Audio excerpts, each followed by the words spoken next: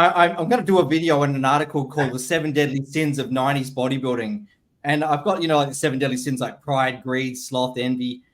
I've got bodybuilders in mind, but because you were around in the 90s, I wonder if you could give me some. So, like, if you had the bodybuilder that most represented pride or arrogance, who would you have put? Of the 90s? 90s. Oh, that's a tough one.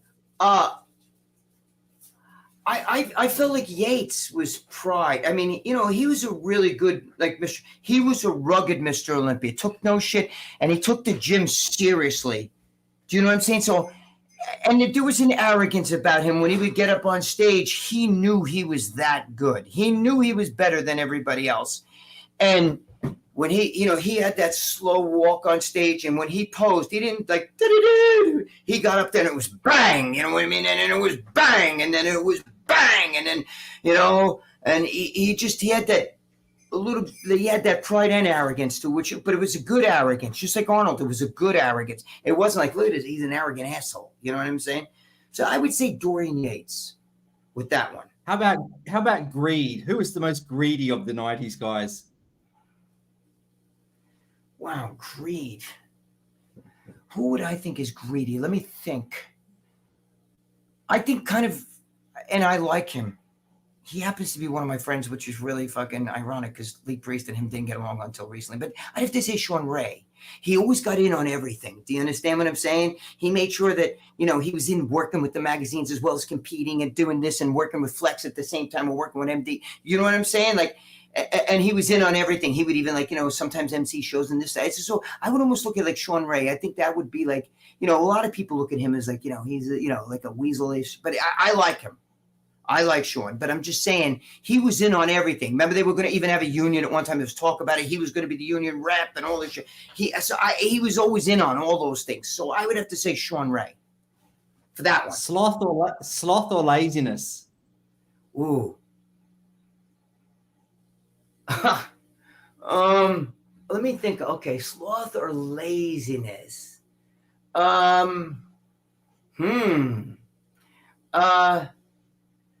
me think. Let me see the 80 bodybuilders, sloth or laziness. Let me get back to that one. Let me think about that one for a second because I'm trying to scan my brain on all of those guys. You know what?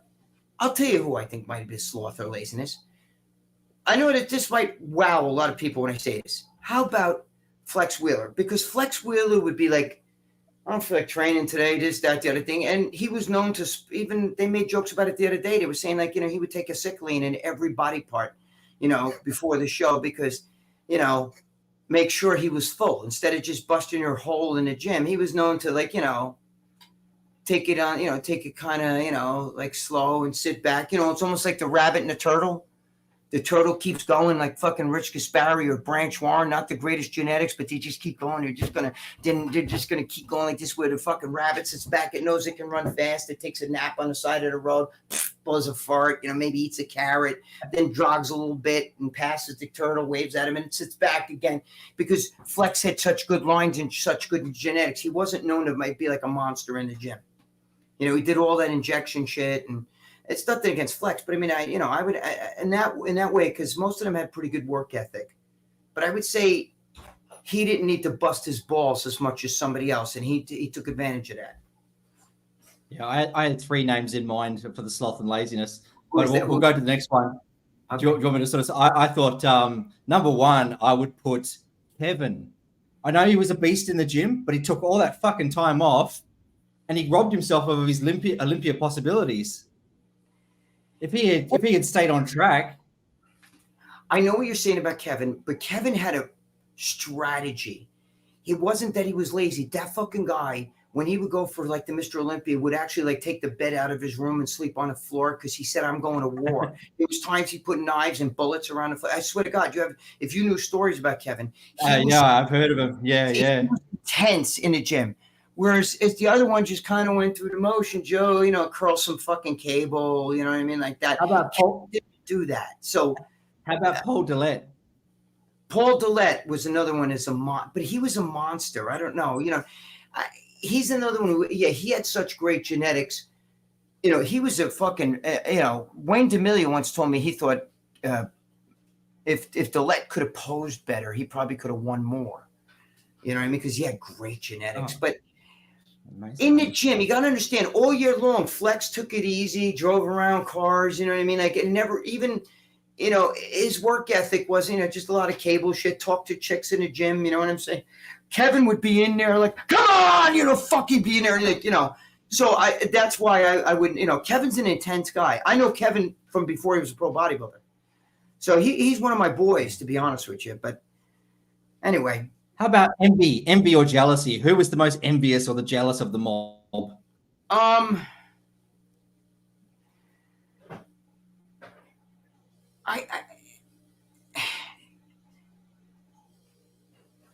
I think this is going to sound a little tough too, because I am friends with him.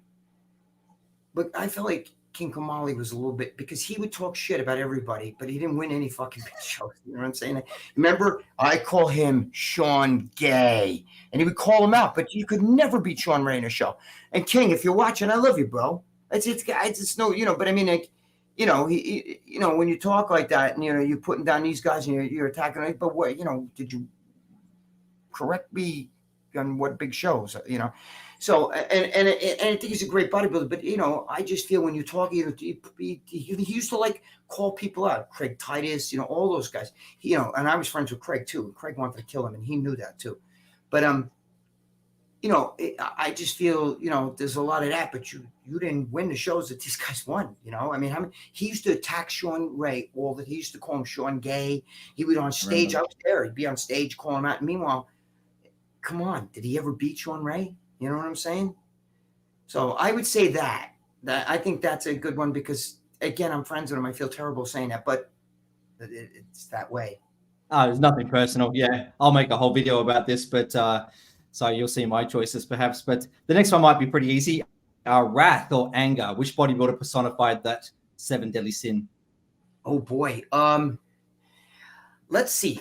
Wrath or anger? I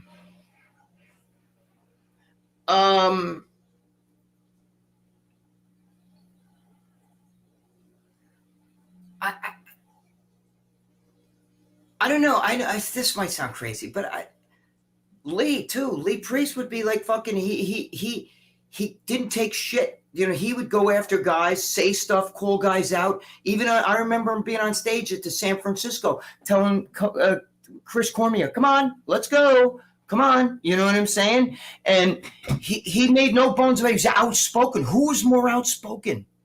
You could also say, what's his name? Nasser somebody too. He would get pissed off, had a bad temper, and he fucking was intense. He would chew fucking steel in the gym. So, but I both of them too. I mean, in different ways. Lee was very outspoken, didn't give a shit, would fucking call people out, would call out the IFBB, call out other bodybuilders. He'll stand right next to the biggest guy and be like this, Again, he called Chris Cormier, who he was friends with, but he called him out. So come on, let's go, motherfucker. Let's go. Let's do this.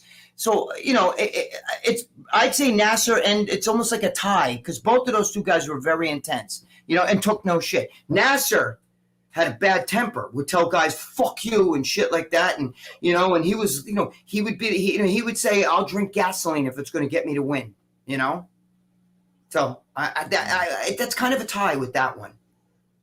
Yeah. I had Craig Titus personally. He wanted to fucking fight everybody.